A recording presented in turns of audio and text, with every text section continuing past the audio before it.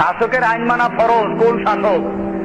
বেটা যে শাসক কোরআন আর হাদিস দিয়ে দেশ চালায়, ওই শাসকের আইন মানা কি?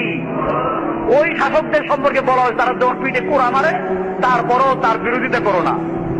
আর যেই শাসকরা কোরআন এবং সুন্নাহ মোতাবেক দেশ পরিচালনা করে না, বরং কোরআনের আইন বাতিল করে, তারা তাদের দস্তুর, তাদের সংবিধানে পরিষ্কার লেখা আছে, এই যে যারা আল্লাহর আইনকে বাতিল করে দিল, আল্লাহর আইনকে মিটিয়ে দিল, এবং তাদের সংবিধানের সাথে সাংঘর্ষিক যেটা ওই আল্লাহরটা বাতিল, সংবিধান ঠিক, এমনকি যদি সংবিধানের বিরুদ্ধে বলে তার বলে রাষ্ট্রদ্রোহী।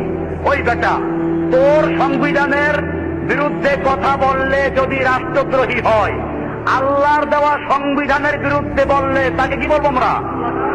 আল্লাহদ্রোহী।